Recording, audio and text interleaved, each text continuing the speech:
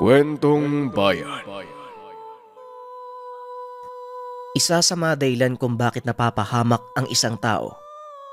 Madalas tayo nanghuhusga sa kapwa, batay lamang sa mga nakikita natin. Pero dito sa ating kwento, ito ang tutulong sa atin upang pag-isipan ang mga bagay-bagay. Ang kwentong ito ay hango sa totoong buhay. Mula ito sa isa nating kabayan na itago na lang natin sa pangalang Roger. Taong 1962. Bayan ng Antique. Aling Ising, magandang umaga po. Wika ng mangangasong si Leon. Hay nako Leon, tigil-tigilan mo ko ha. Kung mangungutang ka na naman ng alak, parang awa mo na. Hayaan mo muna akong magkaroon ng swerteng buena mano.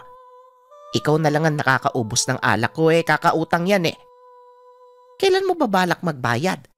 Abay hindi ako nagtayo ng tindahan para lang sa kawang gawa. Tugon ni Aling Ising. Nag-iisang tendera sa baryo. Halos lahat ng mga residente doon pumupunta para bumili ng tingi-tinging pangkonsumo. Ang sakit mo naman po magsalita, Aling Ising. Magbabayad naman talaga ako Wala nga lang akong pera. At saka, hindi naman ako mangungutang ng alak. Baka may kape kayo dyan. Baka pwedeng makahingi. Hindi pa ako nag-aalmusal Wika ni Leon. Bagamat makulit at lasinggero, mabait na tao ang lalaki. Kahit na palagi itong sinisermonan ni Aling Ising, pero may malasakit pa din naman sa kanya ang tindera.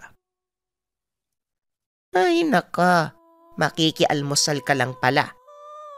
Alam mo Leon, hindi sa pangingialam Pero sana, itigil mo na ang paglalasing mo. Simula nang dumating ka dito, 3 taon na ang nakakalipas. Hindi pa yata kita nakitang hindi lasing. Bakit hindi mo abalahin ang sarili mo sa mga bagay na merong pakinabang? Sumama kang mag-isda sa mga kabaryo natin. O hindi kaya naman mag-ani ka ng palay. Marami diyang may-ari ng lupa na naghahanap ng mga trabador. Kung iaasa mo ang buhay sa pangangaso, paano kapag naubos ng hayop sa gubat? Siguradong magugutom ka. Tugon ni Aling Ising. 3 taon ng lasinggero si Leon. Umaasa ito sa mga huling mababangis na hayop sa gubat para sa pang-araw-araw na panggastos. Sa isang linggo, 2 beses siyang pumapasok sa kakahuyan para maghanap ng mga maibebentang hayop at karne. Roger, kanina ka pa nakatayo dyan mukhang tuwang-tuwa ka pa na sinisermonan ako ni Aling Ising Ang mabuti pa, bilhin mo nang dapat mong bilhin at umuwi ka sa inyo. Huwag ka masyadong nakikinig sa mga sermon ni Aling Ising. Maagang masisira yung araw mo. Wika ni Leon sa binatang si Roger. Natutuwa ang binata na pinapanood kung paanong sinisermonan ng matanda si Leon. Sinasamantala din niya ang pagkakataon na asarin ang kaibigang lasinggero. Ikaw naman kasi Kuya Leon, bakit hindi ka nalang magtubig? Pwede ka namang sumalok dyan sa may bukal Libre pa. Hayaan mo. Minsan pag-iigib pa kita ng maiinom mo. Magsawa ka. Aling Ising, pagbilan nga po ng asukal. Kinulang ako ng matamis para sa tsampuradong niluluto namin sa bahay. Wika ni Roger. Makinig ka sa mga payo namin sa'yo, Leon. Kita mo si Roger binata na. Pero hindi ko nakikitang naglalasing. Abay ewan ko ba? Pagsabihan mo nga yang si Leon, turuan mo kung paano maging mabuting tao. Wika ni Aling Ising. Matapos maabutan ng kape si Leon, pumasok muna sandali sa tahanan si Aling Ising. Tila tumaas ang dugo niya sa panenermon. Habang si Leon naman, blanko lang ang muka na tila malalim ang iniisip. Kuya Leon, ang mabuti pa. Samahan mo na lang ako sa bahay. Doon ka na mag-almusal. Medyo marami yung ginawa kong tiyemporado. Sayang kung hindi mo ubos. Wika ni Roger sa kaibigan. Magkasabay naman silang nagpunta sa tahanan ng binata. Si Roger ay pangalawa sa 3 magkakapatid. Parehong sa gobyerno nagtatrabaho ang mga magulang. Madalas sila lang magkakapatid ang naroon sa tahanan. May kakaibang libangan si Roger. Maganap at mangolekta ng mga mutya. Pati na rin anting-anting na kaloob ng kalikasan. Sa kasalukuyan, meron siyang tangan na tagabulag. Pinaniniwala ang may kakayahang itago ang presensya ng may tangan. Ang isa naman ay agsam. Isang uri ng baging. Napakabisang pangtaboy at pangontra sa mga masasamang elemento at nilalang. Natutunan niya ang paghahanap nito mula sa lolo niyang sumakabilang buhay na. Aba, ang bango ng tiyemporado ah. Dito pa lang sa labas ng bahay, naaamoy ko na. Roger, wag mo kalimutang ipagbalot ako niyan ah. Wika ni Leon. Maya-maya napadaan si Mang Gaston. May katandaan na ito. Lagpas 50 na pero hindi mo makikitaan ng kahinaan sa katawan. Tuwid pa ako maglakad at napakakisig ng tindig. Si Mang Gaston ay kilalang antingero sa bayan. Hindi lamang ito kilala sa baryo, kung hindi maging sa mga kalapit na pamayanan. Kumalat ang balitang nakapatay ito ng aswang kahit mag-isa lang. Hindi malilimutan ng mga residente ang partikular na araw na iyon, kung papaano dinala ni Mang Gaston sa sentro ng pamayanan ang ulo ng 2 aswang. Doon nagsimula ang mga tao na igalang ang matanda. Ang aga mo yatang natapos sa paglalasing, Leon. Mabuti naman. Hindi ka na naging pulutan ni Aling Ising. Ikaw ang paboritong biktima ng matandang yun ah. Biro ni Mang Gaston. Nako, nahuli ka na, Mang Gaston. Kanina pa ako sinabon tapos binanlawan ng matanda. Mabuti na nga lang dumating si Roger. Kung hindi, baka duguan na ang tenga ko sa sermon. Ewan ko ba? Parang may kakaibang mutyayan si Aling Ising. Hindi napapagod sa paninermon. Hindi napapagod sa pagtatalak kada umaga. Tugon ni Leon. Magandang umaga po, Mang Gaston. Nariyan po pala kayo. Ang mabuti pa ho, sabayan niyo na po kaming mag-almusal. May tiyemporado dito at saka tuyo. Hali po kayo. Wika ni Roger. Likas na mabait at matulungin si Roger. Para sa kanya parte na ng pamilya ang sino mang pumupunta ng tahanan para makipagkwentuhan at magmeryenda man lang. Matagal ng residente ng baryong ito ang biyasang antingero na si Mang Gaston.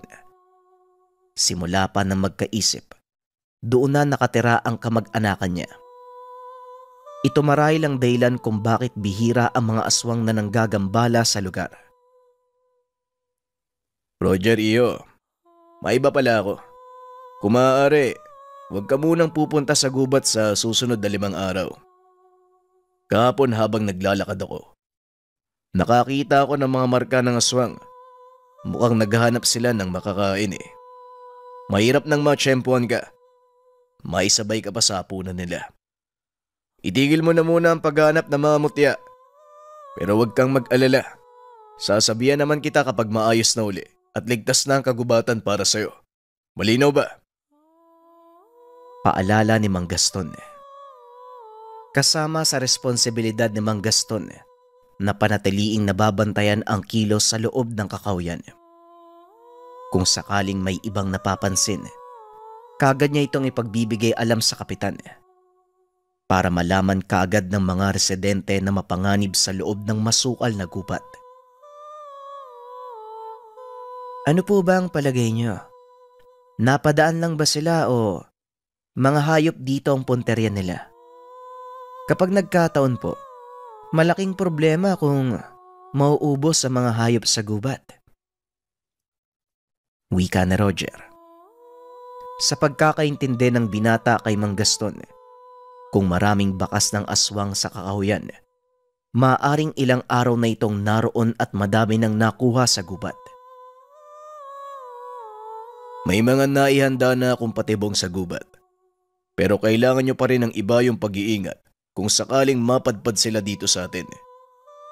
Ikaw naman, Leon, itigil mo na muna ang paangaso mo. Huwag ka na muna makipag-agawan sa mga aswang. Baka madali ka pa nila. Ang mabuti pa, sa dagat ka muna mangisda. Siguradong marami kang mahuhuli doon. Wika ni Mang Gaston. Bagamat pabiro ang tono, seryoso si Mang Gaston pagdating naman sa pagbabawal sa mga residente na pumunta ng gubat. Tumangulang si Leon sa mga babala ni Mang Gaston. Subalit sa isip niya, uunahin niya ba ang takot kaysa sa kalam ng sikmura at tawag ng alak? Roger, bilang may kaalaman sa tangan, aasahan ko na kung sakaling kailanganin ko ang tulong mo, matutulungan mo ako sa paglaban sa mga aswang. Malakas ang kutob ko na hindi basta aswang ang mga ito. Mukhang isang grupo sila na kung gumalaw, siguradong napaka-organisado. Sa tanang buhay ko, hindi pa ako nakakaharap ng mga ganitong aswang. Wika ni Mang Gaston. Nakikita ni Roger ang pangamba sa mukha ng matanda. Alam niya na hindi ito nagbibiro sa mga sinabi. At kung magkaganon man, nasa peligro ang baryo sa banta ng aswang. Makakaasa po kayo sa tulong ko. Sa abot ng makakaya, gagamitin ko ang lahat ng mga natutunan ko kay Lolo. Tugon ni Roger. Matapos ang pag-uusap ng dalawang antingero, naiwang mag-isa si Roger. Pinagmamasdan niya ang dalawang tangan na nasa kanya. Alam niya na may hinang uri lang ito kung antas ng kakayahan ang pagbabasihan. Isa pa, bagito pa lamang siya sa larangan ng mutya at anting-anting. Kaya wala pa siyang kakayahan na palabasin ang buong potensyal ng mga gamit. Kung nandito lang sana si Lolo, siguro hindi ka gaanong mahihirapan Mang Gaston na tugisin ang mga salot na aswang, ano? Wika ni Roger. Matapos noon pumasok na sa tahanan ng binata. Magpapahinga ito. Irereserba ang lakas kung sakaling may mangyaring hindi inaasahan. Pero hindi mapalagay ang diwa ni Roger. Kaya gamit ang tagabulag naglakad ito sa baryo. Dati pa man, nakaugalian niya ito kapag hirap siyang makatulog. Gamit ang tangan, malaya siyang makagala sa baryo tuwing gabi nang walang sumisita o nangingialam sa kanya. Habang naglalakad, sinisipat ng binata ang mga kapunuan sa pagbabakasakaling makakita ng nilalang. Hanggang sa naagaw ang atensyon niya nang makita ang kaibigang si Leon. Naroon ito, walang pangambang naglalakad sa tahimik at madilim na daan. Dahil sa labis na pagkabagot, wala pa itong balak na umuwi. Dahil mag-isa lang naman siya sa tinutuluyan, hawak nito ang lahat ng oras para gawin kung anumang naisin. Kasalukuyan namang nagliligpit na doon si Aling Ising.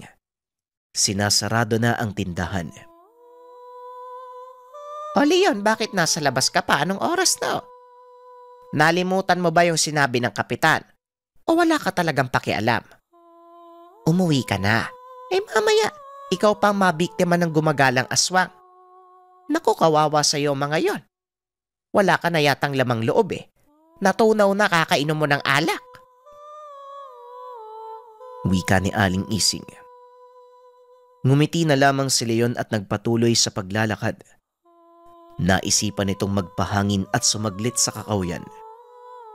Sinubukan namang sumunod ni Roger. Ay nako, nababaliw na talaga to si Kuya Leon. Anong gagawin mo dyan sa kakahuyan ng gantong oras? Mukhang hinahanap mo talaga si kamatayan eh. Wika ni Roger sa sarili. Nais ng binata na pigilan ang kaibigan.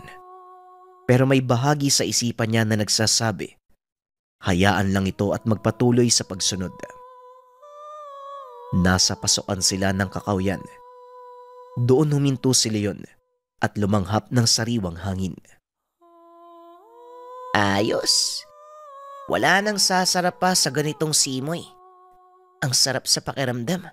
Ang sarap mangaso. Wika ni Leon.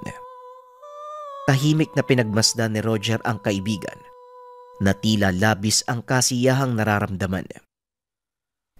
Hindi naman maunawaan ni Roger kung ano ang dahilan nito. Ilang minutong walang kibo si Roger. Sa oras na gumawa siya ng kahit anong ingay, malalaman ng kaibigan na naroon siya. Bigla namang napalingon ng dalawa. May aninong lumundag mula sa punong nasa likod ni Roger, papasok sa masukal na gubat. Nang muling lingunin ni Roger ang kaibigan, wala na ito sa kinakatayuan. San ba yun nagpunta? Segundo lang na inalis ko yung tingin sa kanya. Hindi kaya natangay na siya ng aswang? Wika ni Roger sa sarili. Balak pa sana niyang pasukin ng kakawyan dahil sa pag-aalala kay Leon. Pero biglang dumating si Mang Gaston.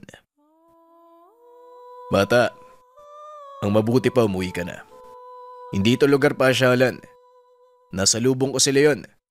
Alam ko nag-aalala ka lang sa kaibigan mo. Pero hayaan mo na siya. Matanda na rin yon, baka ikapahamak mo pa ang sobrang pag-aalala sa ibang tao.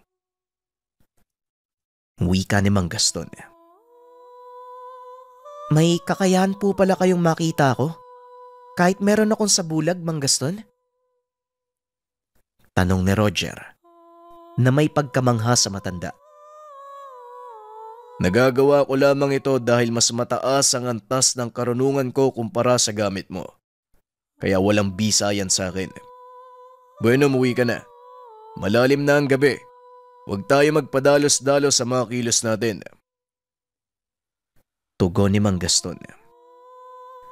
Sumunod naman ito kay Mang Gaston. Umuwi na siya ng tahanan. Bagaman kinumpirma na ni Mang Gaston na naglakad na pauwi si Leon. Napapaisip pa din ito kung ano yung nilalang na nakita niya sa kakawyan. Sa labis na pag-iisip, hindi niya namalayang nakatulog na pala siya. Nang sumunod na araw, nagising siya sa ingay ng mga tao sa labas ng bakuran. Dahil kakagising lang, hindi maintindihan ang pinag-uusapan ng mga ito.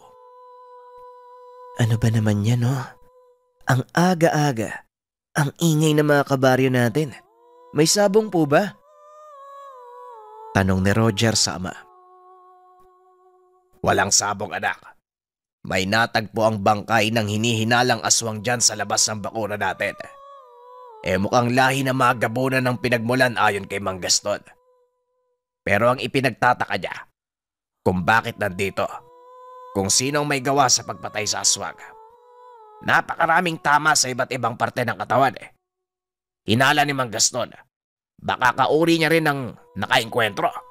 Maaring nagkairingan sa teritoryo. Tugon ng ama. Sinubukang silipin ni Roger ang bangkay ng aswang. Nasaksiyan niya mismo ang pinsalang natamo ng nilalang. Malamang kapwa aswang nga ang nakasagupa. Hindi tao eh. Hindi taong may gawa niyan. Masyadong brutal. Ang mabuti po, pagtulungan na nating alisin sa tapat ng bakuran. Wika ni Roger.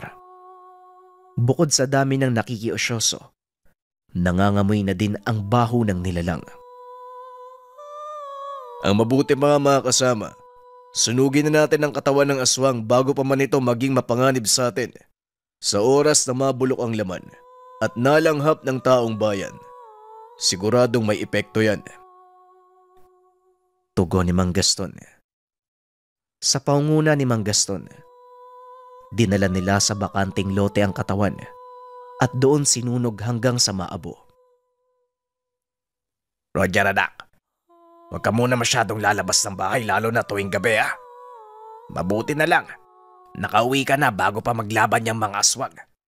Kung nahuli ka pa ng dating, baka pati ikaw pinaglalamayan na.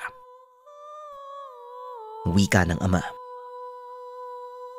Huwag po kayong mag-alala tay. Nag-iingat naman po ko eh. At isa pa, umaalalay lang naman ako sa mga gawain ni Mang Gaston. Tugon ng binata. Papasok na sila ng tahanan para mag-almusal. Biglang may tumawag sa kanila mula sa likuran. Nang tignan ni Roger, isa itong matandang lalaki. Tila nawawala. Nanghingi ng makakain at maiinom. Magandang araw po, Tang. Naliligaw po ba kayo? Eto ho, kumain muna kayo at uminom. Pagpasensyaan nyo na po. Hindi ko po kayo maiimbitahan sa loob ng bahay eh. Marami pong kalat. Wika ng ama. Maraming salamat ho sa maiinom at pagkain.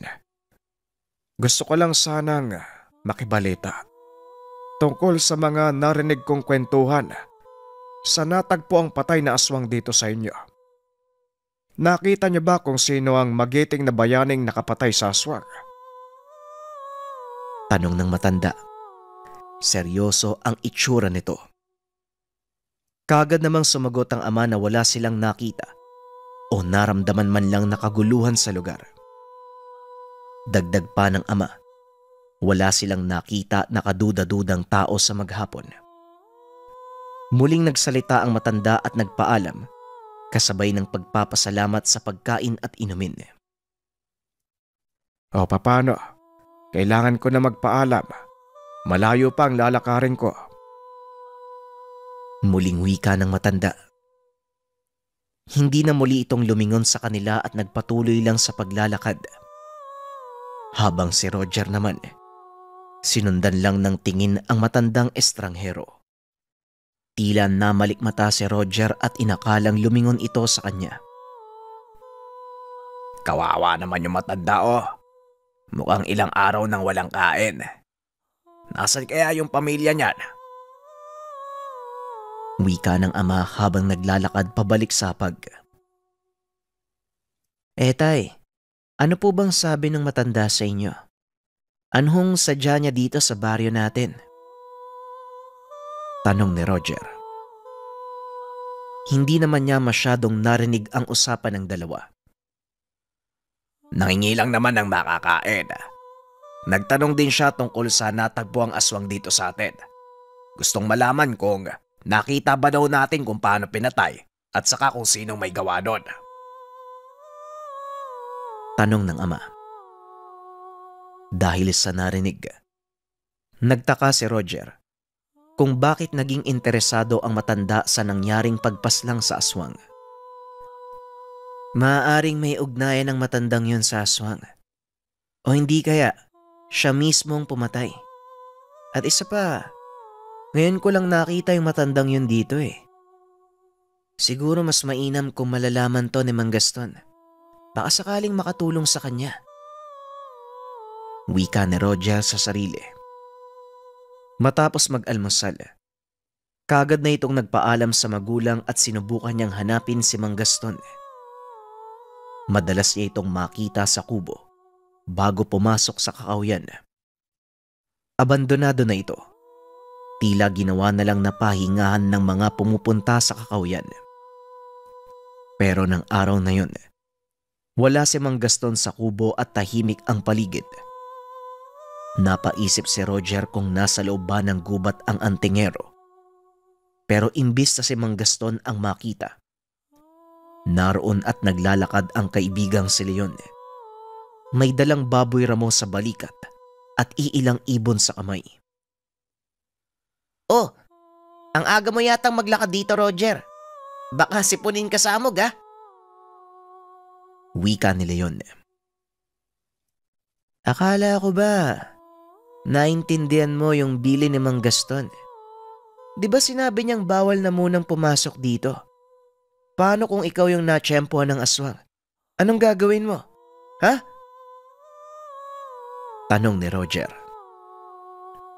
Ano ka ba naman? Sumaglit lang naman ako sa gubat eh. Alangan naman tisin ko yung gutom ko at isa pa, sinisigil na ako ni Aling Ising sa utang ko. Mabuti na lang nakatsamba ako ng baboy ramo. At saka, malaki ang kikitain ko dito. Eto oh, sa'yo na lang tong 2 pato. Mainam yan na sabawan at adobo. Bigyan mo ako kung sakaling maluto na ha. Sige na, dadaling ko pa to sa merkado eh. Tugon ni Leon. Inilapag niya ang 2 nakataling pato sa harapan ni Roger. Naglakad na muli papasok ng baryo. Napakamot na lamang ng ulo si Roger. Tila walang pakialam si Leon sa mga aswang at sa peligrong dala nito. Sinubukan ni Roger na pumasok sa kakawyan. Balak niya sanang silipin ang bukana. Nagbabaka sakaling naroon lang si Mang Gaston. Oo nga pala, nawala sa isip ko. Kasama niya pala yung taong bayan na nagsunog ng aswang. Mukhang nandun pa rin sila sa bakanting lote. Ang mabuti pa, dalhin ko na nga muna tong mga patos sa bahay nang mailuto na nila tatay. Wika ni Roger sa sarili. Nang maihatid ang mga pato, kagad na itong pumunta sa bakanting lote. Malayo pa lang nakita niya na ang usok mula sa mga nakatambak na sanga, pati na rin sa dahon ng nyug. Alam niyang nasa loob nun ang aswang. Pero nang lumingon siya sa kaliwa, nakita niyang naroon yung matanda na nanghingi ng pagkain sa kanila kanina. Tahimik lang itong nakamasid sa mga tao at sa nagliliyab na katawan ng aswang. Nakita niyang nakasarado ang mga kamao nito. Nagkikiskisan ang mga ngipin ng dahil sa galit. Pero nang tawagin siya ni Mang Gaston, sa isang iglap biglang nawala yung matanda nang tignan niya muli ang kinaroroonan nito. Oh, anong nangyari sa'yo? Mukhang nakakita ka ng aswang ah. Ayos ka lang ba? Tanong ni Mang Gaston. Ayos lang ho ako. Nga pala, nandito ako para sabihin po sa inyo, may matandang dumaan kanina sa bahay eh. Nagtatanong tungkol sa napas lang na aswang at kung nakita daw ba namin kung sinong pumatay. Hindi ko po alam kung nagkataon lang pero kanina, nakatayo lang yung matanda sa puno ng nyog. Nung nalingat ako sandali, bigla naman pong nawala. Tugon ni Roger. Ganun ba? Nakakapagtaka. Wala pa namang ibang nakakaalam tungkol sa namatay na aswang maliban sa mga taong nandito. Mukhang napasok na tayo ng mga salot. Maging alisto ka, Roger. Hindi ko nararamdaman ang presensyang sinasabi mong matanda. Kung totoong mula ito sa pangkat ng aswang, mukhang mahihirapan tayo. Ang ibig sabihin, mas mataas ang antas ng kakayahan niya kumpara sa akin. Wika ni Mang Gaston habang nakakunot ang noo. Nauna nang umuwi si Roger habang si Mang Gaston naman napagpa siyang pumunta sa kakawyan para subukan kung may makikita ba siyang bagay o kaalaman na makakatulong sa kanila sa pagtukoy ng kinaroroonan ng mga aswang sa gubat. Nang makauwi ng tahanan ang binata. Tay, nandito na po ako. Galing ako sa bakanting lote. Kakatapos lang nilang sunugin yung bangkay ng aswang eh. Kumusta po yung ulam natin? Ay, pagtabi niyo po ako kahit isang manok ha. Nangingi si Kuya Leon eh kapag naluto na. Isasaglit ko po sa bahay niya. Wika ni Roger. Nang matapos ang pagluluto, kagad namang nagbalot ang binata at pumunta sa tahanan ng kaibigan. Nakita niya ito habang binabalatan ang nahuling baboy at nag-uumpisa ng tadtarin. Kuya Leon, akala ko ba sa merkado mo yan idederecho? O ito na yung hinihingi mong adobong pato. Ang mabuti pa, kainin mo na bago lumamig. Sinamahan ko na ng kanin. Alam ko namang hindi ka nagsasaing eh. Wika ni Roger. Nako, maraming salamat dito ah. Ang bait mo talaga. Wala kasing gustong kumuha ng baboy, baka daw mahawa sila sa aswang sa gubat. Kaya naisipan ko na lang ibilad at saka gawing tapa para makatipid ako sa pang-araw-araw na pagkain. Kung ayaw nila sa baboy ko, edi ako na lang ang kakain. Saka iniyaw ko na din yung patong dala ko. Alak na lang ang kulang. Ano, inom tayo? Tugon ni Leon. Hindi naman masisisi ng binata ang mga tao sa lugar. Takot ang mga ito sa aswang. Labis din ang pag-iingat upang hindi mahawaan. Isa pa, sa laki ba naman ng baboy ramo na bitbit ni Leon, talagang mapagkakamalang aswang ito na nagpapanggap na baboy lamang. Basta kuya, huwag ka nang babalik dun sa gubat para na din sa kaligtasan mo. Mauna na po ako, may pinapabili pa sa akin eh. Muling wika ni Roger. Kagad namang umalis si Roger. Pero habang binabagtas ang daan papunta sa palengke, muli niyang nakita yung matanda. Pero sa pagkakataong ito, sa kanya nakatitig habang nakaupo sa gilid ng daan. Hindi naman ito kumibo at nagsalita. Nakatitig lang ito kay Roger hanggang sa malampasan ng binata. Biglang nagsalita ang matanda. Napakaganda ng buwan. Masarap maglakad sa bayan at maghanap ng makakain. Wika ng matanda. Naisip ni Roger na maaaring gutom lang ito at naghahanap lang ng makakain. Pero nangilabot siya sa mga narinig. Tila iba ang pumasok sa isipan. Mga larawan ng patayan, biktima ng aswang. Ito ang nakikita sa isipan na maaaring gawin ng matanda. Ganun pa man, itinuon na lang ni Roger ang atensyon sa paglalakad, sa pag-alala ng mga bagay na ibinili ng ama. Hapon bandang 5:00 nang pumunta si Leon kila Roger. Magandang hapon po. Nandyan po ba si Roger? Eto nga pala yung lalagyan ng adobo kanina. Maraming salamat po ah. Wika ni Leon. Hindi pa siya bumabalik mula kanina. Inutusan ko lang sa palengke, baka nahirapang maghanap ng mga sangkap para sa gagawin kong kakanin. Pero maya-maya lang andyan na yon. Ang mabuti pa, antayin mo na lang dito. Ano bang sadya mo sa kanya? Tanong ng ama. Wala naman po.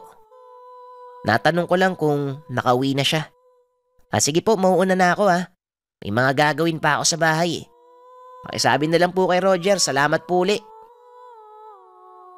Wika ni Leon. Mabilis itong umalis at habang naglalakad, nakasabay niya si Mang Gaston na tila nagmamadali. Mang Gaston, saan na ang punta nyo? Mukhang nagmamadali kayo ah. Tanong ni Leon. Nasa peligro ang buhay ni Roger. Siya ang pinagbibintangan ng mga aswang na pumatay sa kalahi nila. Bukod sa natagpuan sa tapat ng bakuran yung bangkay, natukoy ng mga aswang ang tangan ni Roger. Nasa panganib ngayon ang buhay niya. Ang mabuti pa, tawagin mo mga kalalakihan sa baryo. Sabihin mo maganda. Sasalubungin ko si Roger. Siguradong merong nag-aabang sa kanya.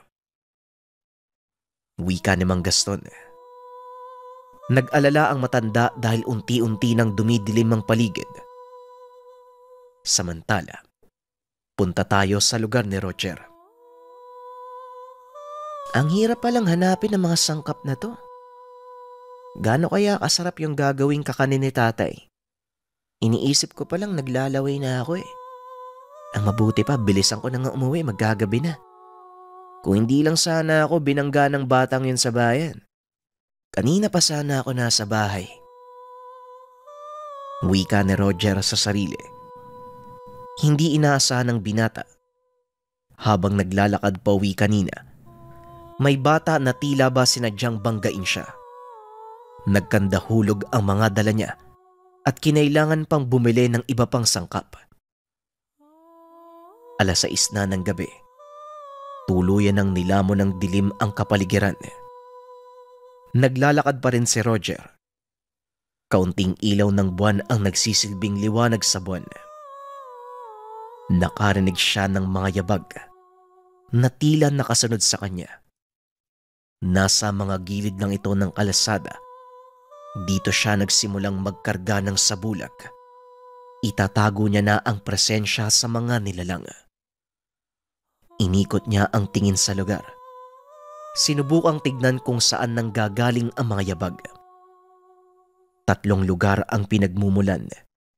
Indikasyon na hindi nag-iisa ang nilalang na naroon. Bagyang napanatag naman ang loob ni Roger. Alam niyang aktibo ang sabulag kaya ligtas siyang makakalampas sa daanang iyon nang hindi napapansin ng mga ito. Naglakad pa ang binata. Nagulat ito nang makarinig ng boses sa unahan. May figura ng tao na nakaharang sa kanya. Sa ordinaryong aswang lang gagana ang pagtatago mo. Ikinalulungkot ko, pero wala yang bisa sa katulad ko. Wika ng nilalang. Bagamat madilim, kita niya ang tikas ng katawan nito. Sino ka? Anong kailangan mo sa akin? Tanong ni Roger. Pwede mo akong tawaging Alfonso, kapatid ng pinatay mong aswang. Hindi ako makapaniwalang natalo mo ang kapatid ko sa ganyang antas ng kakayahan. Siguro may pandaraya kang ginawa para malin lang ang kawawa kong kapatid. Malas mo lang. Mas mataas ang karunungan ko sa kanya. Tugon ni Alfonso. Sinugod niya ang binata. Malalim na sugat sa braso ang natamo ni Roger, kaya nabitawan niya ang mga pinamili. Teka, sandali lang, nagkakamali ka. Hindi akong pumatay sa kapatid mo. Pero sigurado namang hindi ka makikinig sa akin eh. Kaya kailangan kitang labanan. Wika ni Roger. Masyado kang mahina para mapatay ang kapatid ko. Sabihin mo sa akin, sino ang kasama mo ng gabing yon? Hindi ako maniniwalang ikaw lang ang nakapatay sa kanya. Siya ang pangalawa sa pinakamalakas sa baryo namin. Muling wika ni Alfonso. Balak sana nitong sugurin ang dugoang si Roger. Pero bigla itong tumilapon dahil sa malakas sa suntok na mula kay Mang Gaston. Mutya ng kalabaw, Mang Gaston. Nagtatangan ka pala ng ganyang kalakas na mutya. Kaya naman pala hindi ka nasasaktan ng mga nakalaban mong aswang. Wika ni Roger. Hindi ito ang oras para mamangha, bata. Ayusin mo ang sarili mo. Hindi basta aswang ang nasa harapan natin. Hawakan mo ang 2 kampilan. Hindi niya iniinda ang suntok ko. Yan ang gagamitin natin. Tugon ni Mang Gaston. Nang tignan ni Roger si Alfonso, tama ang sinabi ni Mang Gaston. Pinagpaglang nito ang alikabok sa katawan at tumawa. Sabi ko na nga ba malabong siya ang pumatay sa kapatid ko. Kung gayon ikaw na mismo ang lumapit sa akin, ang tunay na may tangan, hindi na ako mahihirapang hanapin ka. Wika ni Alfonso. Muling sumugod ang aswang pero sa pagkakataong iyon, mas matalas na ang kuko nito at humaba na ang mga pangil. Kapag sinabi ko, humiga ka sa lapag, subukan mong ibaon ang 2 kampilan sa katawan niya. Muling wika ni Mang Gaston. Madali namang nasalo ni Roger ang kakaibang patalim. Tila nagliliwanag pa ito sa pagtama ng buwan. Tumalon si Alfonso. Mabilis itong lumapit sa matanda at nais siyang patayin kagad. Pero halos ilang pulgada na lang ang layo niya sa antingero. Biglang naglaho si Mang Gaston. Napalihis si Alfonso habang hinahanap ang antingero. Hindi niya napansin ang pwesto ni Roger. Na kay Mang Gaston ang atensyon niya. Buong puwersang ibinaon ni Roger ang 2 kampilan sa katawan nito. Tumagos ang talim ng sandata sa katawan. Sinasabi ko na nga ba isang gabunan. Salahin nyo lang epektibo ang sinumpang patalim na yan. Pakiramdaman mo ang lason habang papunta sa puso mo. Wika ni Mang Gaston. Nilapitan nito ang nangihinang aswang. Pero mula sa hindi matukoy na direksyon, biglang tinamaan ng matalim na bagay ang 2 binti ng matanda. Nawala ang pandama ng mga paa. Bumagsak ito sa lupa. Magmadali ka, tumakas ka na. Sabihin mo ang nangyari sa mga kabaryo natin. Hindi basta aswang ang karap natin. Wika ni Mang Gaston. Hindi malaman kung ano ang nangyari. Nawala sa wisyo ang binata at hindi maigalaw ang katawan dahil sa sobrang takot. Hindi siya makapaniwala sa mga naganap. Maging si Alfonso, nagawa ng maikilos at mapahilom ang sugat.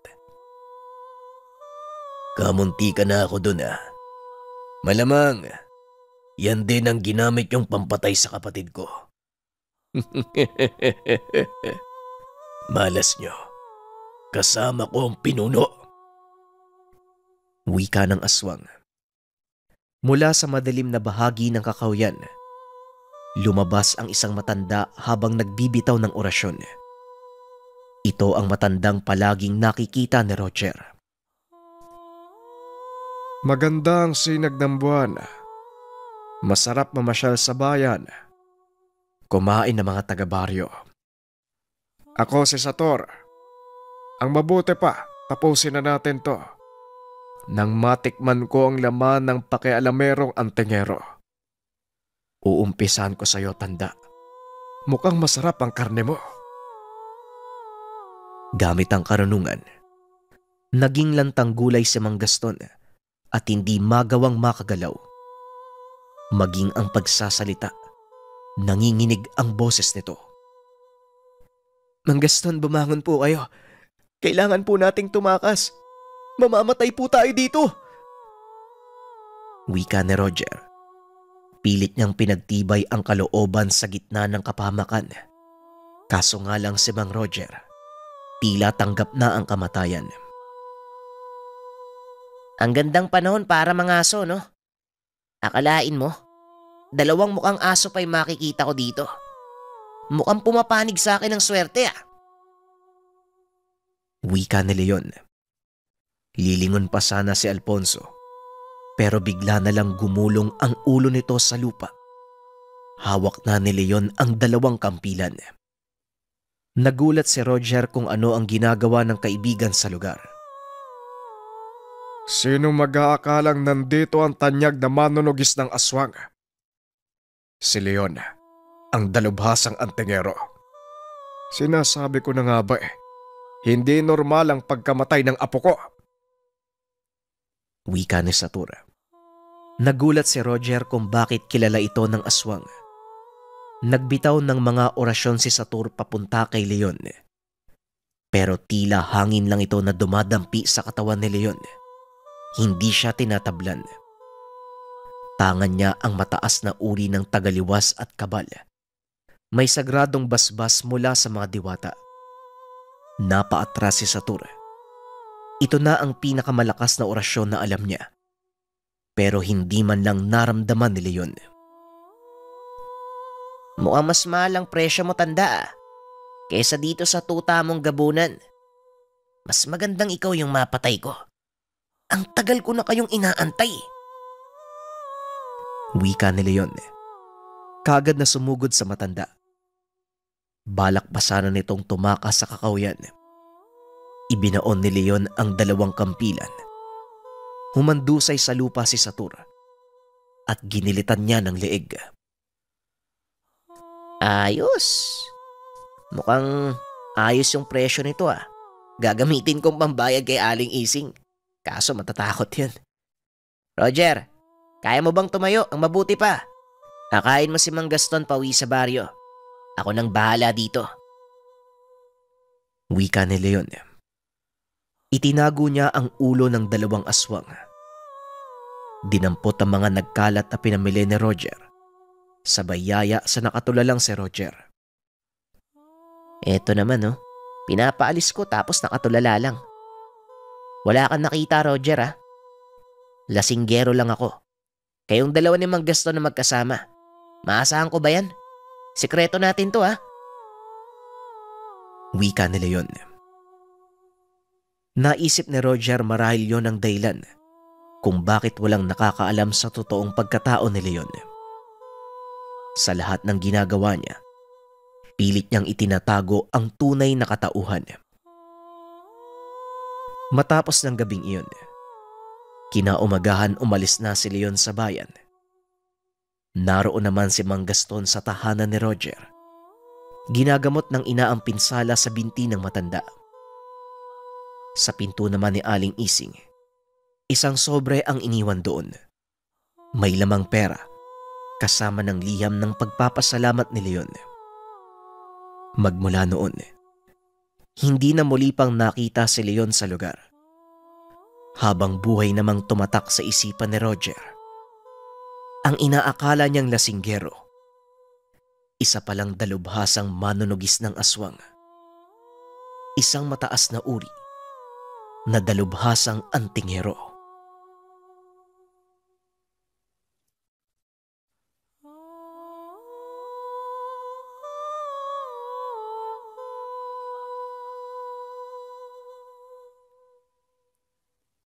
Kwentong Bayan.